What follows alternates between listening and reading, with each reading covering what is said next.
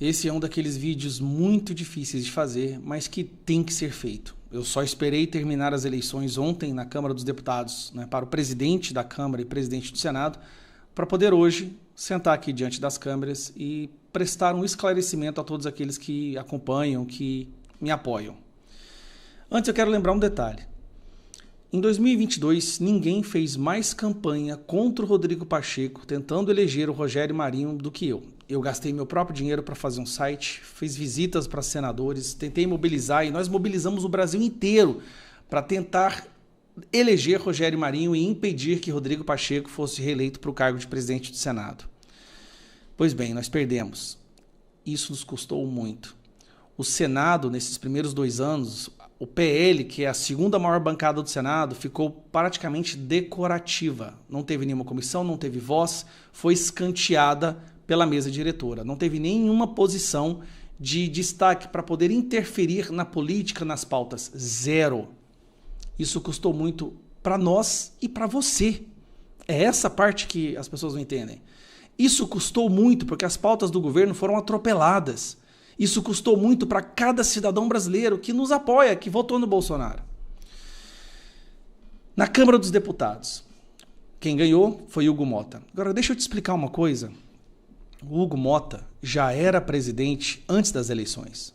O que aconteceu ontem foi apenas um chancelamento de uma decisão que a cúpula do centro já havia tomado.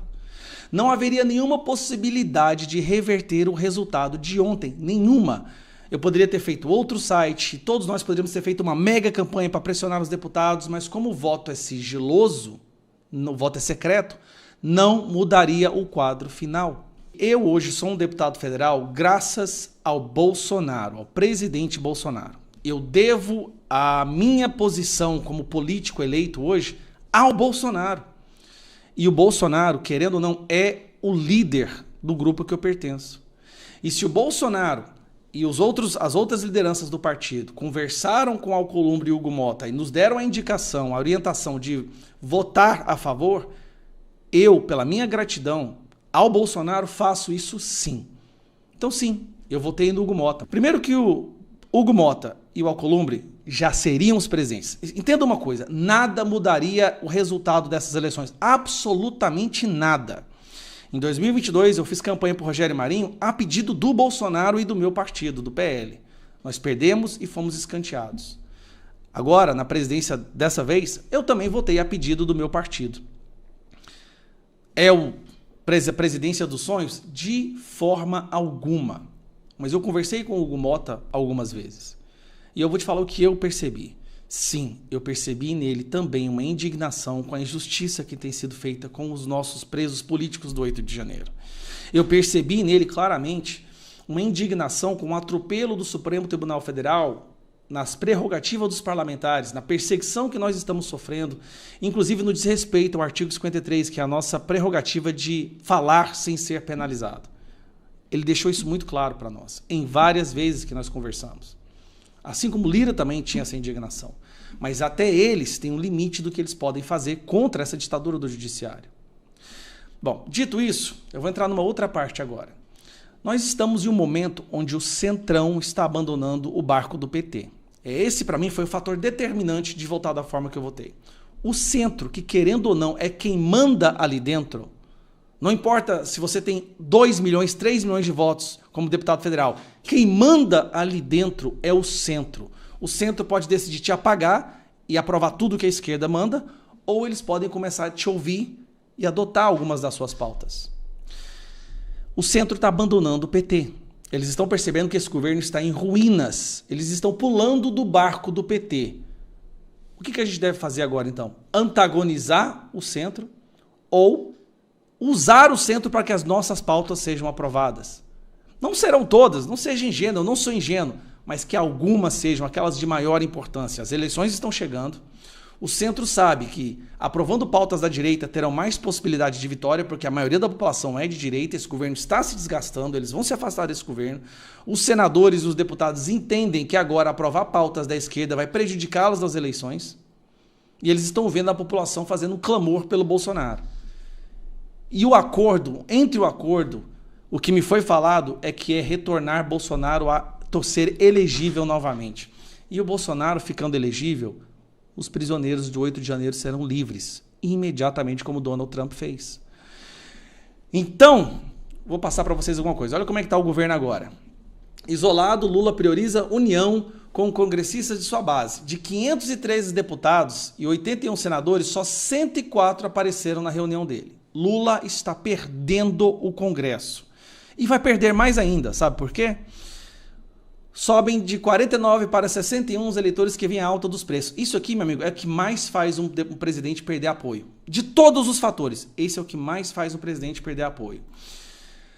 45 dizem que corrupção no Brasil aumentou sob Lula, a percepção da corrupção. E 84 acham que os preços vão subir mais ou ficar iguais no mercado. O Lula perdeu credibilidade. Lula está derretendo. Se a gente não trabalhar com o centro agora, nós não vamos conseguir colocar Bolsonaro na presidência e soltar os prisioneiros do 8 de janeiro. E colocar novos ministros no STF.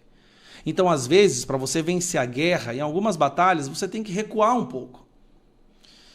Agora vamos lá. Eu quero falar sobre os presidentes. Olha o centro pulando fora. Presidente dos republicanos quer direita unida contra Lula. E saiba como ficou a mesa diretora da Câmara. Antes disso, vou apresentar isso aqui, ó. Lula vende otimismo com o Congresso, mas cenário continua muito ruim para o governo.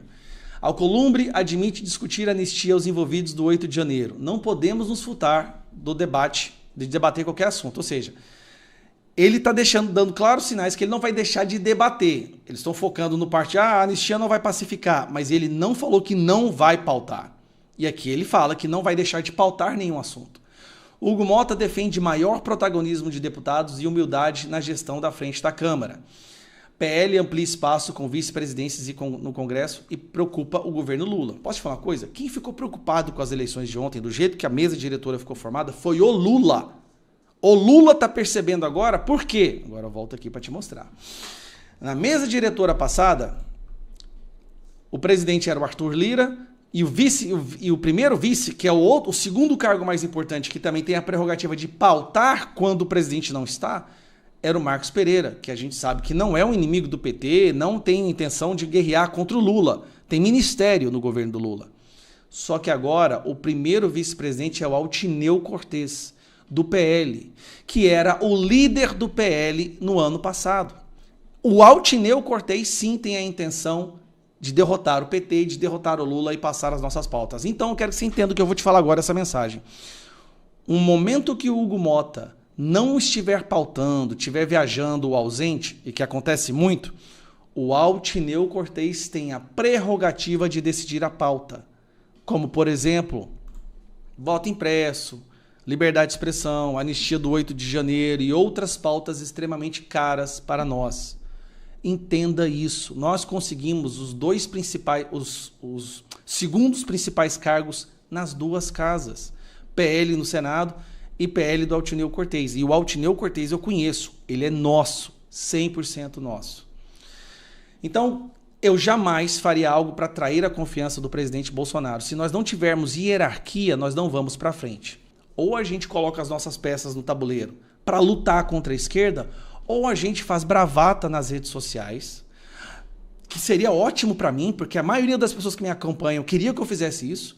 Faço bravata nas redes sociais, mas acabo prejudicando o avanço das nossas pautas, o avanço do presidente de volta à presidência. Então, presidente Bolsonaro, eu confio no senhor, eu tenho certeza que esses acordos prosperarão com o Altineu, né, como vice-presidente, e o Centrão pulando do barco do PT, meus amigos.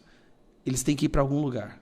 Se a gente cria antagonismo, se a gente xinga e briga com eles agora, a gente não vai passar nada. Agora, se a gente aprende a conviver com eles, a gente derruba a esquerda. Eu estou há 2 anos como deputado federal. Muita coisa minha, muita percepção minha mudou nesses 2 anos. E vocês sabem, vocês me acompanham antes, eu era visto como um dos mais radicais. Sim, eu sou radical no intuito de libertar os prisioneiros do 8 de janeiro, radical no intuito de impedir Lula de ser reeleito e radical na vontade de tornar Bolsonaro elegível de novo. Eu sou capaz de fazer o que for preciso para que isso aconteça. Então, não me venha com papo de vendido para o Centrão de forma alguma. Pelo contrário, muito pelo contrário. É justamente por focar e ter prioridade nas nossas pautas que eu aceito, nesse momento, trabalhar junto com o Centrão. Essa é a verdade. E sem o Centrão, meu amigo, nada acontece. Seria maravilhoso quando o Bolsonaro, será em 2026, quem votar no Bolsonaro tem que aprender a votar em deputados que o Bolsonaro aponta, que o Bolsonaro indica. Ele disse, me dê metade da Câmara e metade do Senado e eu resgato esse país. É isso que a gente tem que focar agora. Fazer senadores e deputados federais que consigam formar metade das casas para que a gente não precise fazer o que nós fizemos ontem. E se ontem nós tivéssemos jogado esta carta, esses próximos 2 anos o Lula resgataria prerrogativas, resgataria a dominância e destruiria a direita nas eleições de 2026. É isso que vocês querem? Então eu sei que muita gente vai me xingar, muita gente vai me bater, mas eu tive que me posicionar. Um grande abraço, fiquem com Deus.